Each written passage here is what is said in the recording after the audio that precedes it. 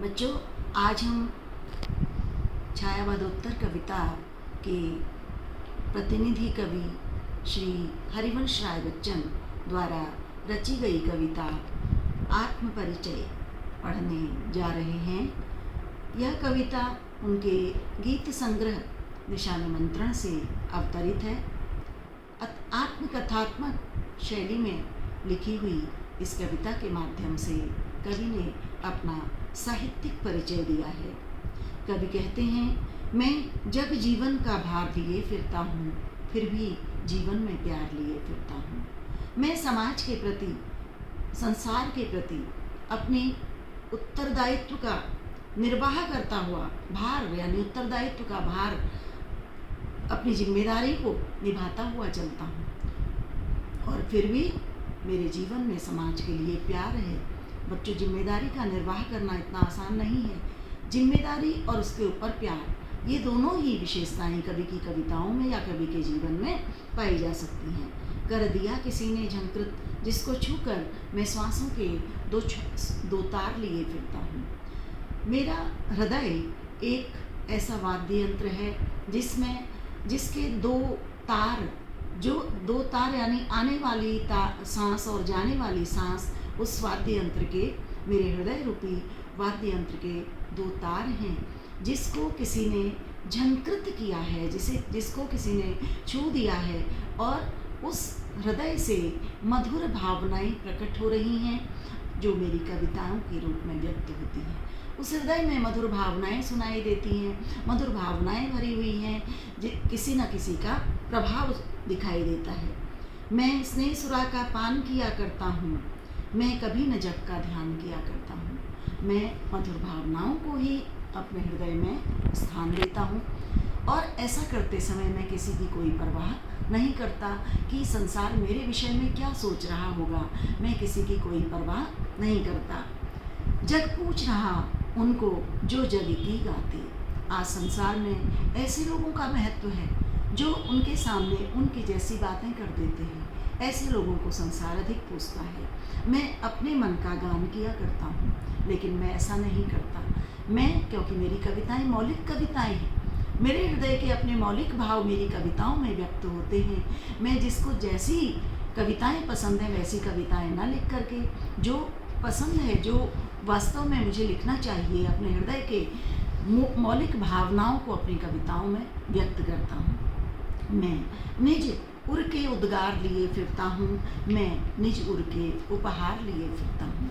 मैं अपने हृदय की भावनाओं को अपनी कविताओं की मैं व्यक्त कर रहा हूँ और वही भावनाएं, वही मेरे हृदय की भावनाएं कविता के रूप में उपहार बनकर समाज के हाथों तक पहुँच रही हैं। अर्थात मैं समाज को अपने हृदय की भावनाओं को कविताओं के माध्यम से वही उपहार मैं संसार को देना चाहता हूँ, समाज को देना चाहता हूँ।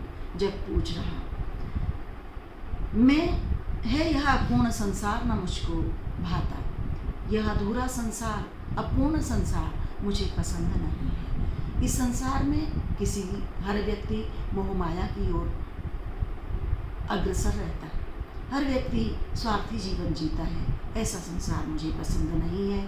मैं स्वप्नों का संसार लिए फिरता हूँ। मैं तो एक ऐसा सपना देखता हूँ कि हर व्यक्ति प्रेम पूर्ण व्यवहार करके जीवन व्यतीत कर रहा है। यह समाज हमारा प्रेम पूर्ण भावनाओं से ओतप्रोत हो। मैं तो ऐसे समाज का सपना देखता हूँ। मैं जला हृदय में अग्नि दाह करता हूँ। मैं अपने हृदय में आग, कौन सी आग? प्रेम की आग। मैं अपने हृदय में प्रेम की आग लेकर के जीवन व्यतीत कर रहा हूँ। सुख दुख दोनों में मग्न रहा करता हूँ। सुख और दुख मानव जीवन के दो अभिन्न हिस्से हैं। तो मेरे जीवन में भी, मैं भी एक सामान्य व्यक्ति हूँ। मेरे जीवन में भी सुख और दुख, यानी कवि के जीवन में सुख और दुख एक सामान्य व्यक्ति की तरह आते जाते रहते हैं। इसलिए कवि सुख और दुख दोनों में, न तो सुख में अधिक वो उच्छृंखल होते हैं, न दुख में अधिक घबराते हैं। दोनों में एक जैसा व्यवहार रहता है, दोनों में समान व्यवहार रहता है। जग भव सागर तरने को नाव बनाए, मैं भव मौजों में मस्त बहा करता हूँ। इस संसार रूपी समुद्र, बच्चों, ये संसार एक समुद्र के समान है। इस संसार रूपी समुद्र को पार करने के लिए मैं संसार की लहरों में, ये संसार एक लहरों की तरह, इस संसार की लहरों में मस्त होकर के जीवन व्यतीत कर रहा हूँ। मैं यौवन का उन्माद लिए फिरता हूँ। मेरी अवस्था चाहे कुछ भी हो, मेरी कविताओं के माध्यम से, मैं अपनी कविताओं के माध्यम से, मैं अपनी भावनाओं के माध्यम से युवावस्था जैसा उत्साह लेकर चिपके चलता हूँ। उन्मादों में अवसाद लिए फिरता हूँ। एक और मेरी कविताओं में उत्साह है तो दूसरी ओर मेरी कविताओं में क्या है, वियोग का दुख भी है। मेरी कविताओं में दुख भी है, मेरी कविताओं में पीड़ा भी है, जो मुझको बाहर हंसा रुलाती भीतर, मैं बाहर तो हंसने का प्रयास करता हूँ, मैं दुनिया के सामने हंसने का प्रयास करता हूँ, लेकिन अंदर ही अंदर मेरा हृदय भी किसी की याद में, मेरा हृदय भी रोता है। मैं हाय किसी की याद लिए फिरता हूँ, मेरा हृदय भी किसी की याद लेकर जी रहा है। कर यत्न किए सब, कर यत्न मिटे सब, सत्य किसी ने जाना, नादान वही है हाय जहाँ पर दाना। कर यत्न मिटे सब ने सच्चाई को, इस संसार में सच्चाई क्या है, इस संसार की सत्यता क्या है, सब ने प्रयास किया उस सत्यता को जानने का, लेकिन उस सच्चाई को किसी ने जान नहीं सका, कोई उस सच्चाई को पहचान नहीं सका। सब नेति नेति करके, बड़े बड़े ऋषि मुनि तपस्वी भी नेति नेति कहकर हार गए। तो नादान वही है हाय जहाँ पर दाना। इस संसार में कभी कहते हैं कि वह व्यक्ति बड़ा नादान है, वह व्यक्ति नादान है जो स्वयं को बहुत बड़ा ज्ञानी समझता है, क्योंकि पूर्ण ज्ञानी कोई नहीं है। कहीं ना कहीं अज्ञानता व्यक्ति में रहती है, पूर्ण रूप से ज्ञानी कोई भी नहीं है। फिर मूढ़ न क्या जग जो इस पर भी सीखे, फिर क्या यह संसार मूर्ख नहीं है जो सीखता ही जा रहा है। मैं सीख रहा हूँ, सीखा ज्ञान भुलाना, मैं सीखे हुए ज्ञान को भुलाने का प्रयास कर रहा हूँ। क्यों? क्योंकि अधिक ज्ञानी होने के बाद, अधिक सीख जाने के बाद कहीं मैं ज्ञानी हो जाऊँ और मुझ में भी अहंकार ना आ जाए, तो मैं इस प्रकार की नादानी कि अहंकार आ गया मेरे अंदर, इस प्रकार की नादानी मैं ना कर बैठूं, इसलिए मैं ज्ञान को भुलाने का प्रयास कर रहा हूँ।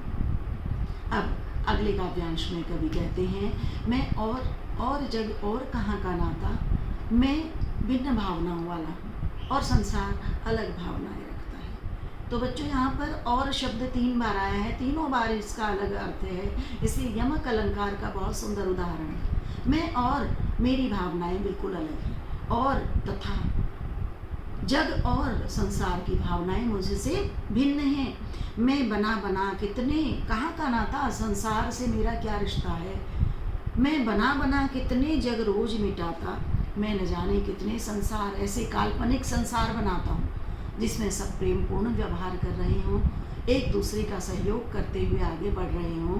ऐसे संसार की मैं कल्पना करता हूँ। जग जिस पृथ्वी पर जोड़ा करता वैभव, इस संसार में व्यक्ति मुझे कैसे दिखाई देते हैं, मुझे व्यक्ति धन संपत्ति जोड़ते हुए दिखाई देते हैं। जिस संसार में, इस संसार में व्यक्ति धन संपत्ति जोड़ता हुआ दिखाई देता है, मैं प्रतिपग से उस पृथ्वी को ठुकराता, मैं अपने कदमों से हर कदम पर ऐसी पृथ्वी को, ऐसी दुनिया को, ऐसे संसार को मैं ठोकर मारता हुआ आगे बढ़ना चाहता हूँ। इससे आगे कवि कहते हैं, मैं निज रोदन में राग लिए फिरता हूँ। मैं, मेरा हृदय संसार की स्थिति को देखकर, क्योंकि संसार मोह माया में फंसा हुआ है, संसार स्वार्थी है, संसार की ऐसी स्थिति को देखकर मेरा हृदय रोता है। और जब मेरा हृदय रोता है तो मेरे हृदय से जो भावनाएं, रुदन की भावनाएं व्यक्त होती हैं, कविताएं बन जाती हैं। तो मैं निज रोदन में राग लिए फिरता हूँ, वही मेरे राग हैं, वही मेरे गीत हैं। मेरा हृदय रोता है, वही कविताओं के रूप में व्यक्त होता है, वही मेरी कविताएं बन जाती हैं। शीतल वाणी में आग लिए फिरता हूँ।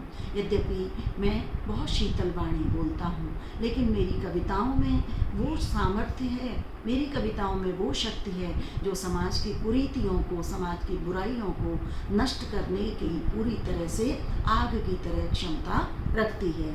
हों जिस पर भूपों के प्रासाद निछावर, मैं वह खंडहर का भाग लिए फिरता हूँ। जिस पर बड़े बड़े राजाओं के महल भी न्यौछावर होने के लिए आतुर रहते हैं, मैं यद्यपि खंडहर का वह हिस्सा हूँ, मैं खंडहर का एक हिस्सा ही सही, पूरा खंडहर भी नहीं, मेरा जीवन खंडहर का एक हिस्सा ही सही, लेकिन एक ऐसा हिस्सा है मेरा जीवन जिस पर राजाओं के बड़े से बड़े महल भी समर्पित होने को तैयार रहते हैं।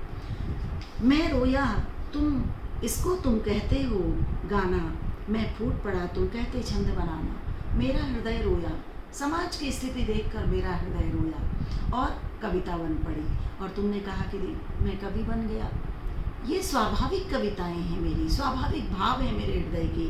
मैं फूट पड़ा, मैं जब फूट फूट कर रोया तो तुमने कहा कि तुमने अलग अलग छंदों की रचना कर दी। ये रचना की नहीं गई, ये हो गई रचना। मेरे हृदय की भावनाएं हैं जो व्यक्त हो गई। क्यों? कवि कहकर संसार मुझे अपनाए। कवि कहते हैं मैं तो एक साधारण मनुष्य हूँ, एक सामान्य मनुष्य हूँ, मनुष्यों जैसा ही एक सामान्य व्यक्ति हूँ। मुझे विशिष्टता नहीं चाहिए, मुझे जो एक विशेषण कवि के रूप में संसार मुझे अपनाता है, ऐसा विशेषण, ऐसा उपमान मुझे नहीं चाहिए। मैं दुनिया का हूँ एक नया दीवाना, मैं दुनिया का दीवाना हूँ, मैं दुनिया का दीवाना हूँ, मैं दुनिया को प्रेम करना चाहता हूँ, दुनिया में प्रेम दे करके जीना चाहता हूँ।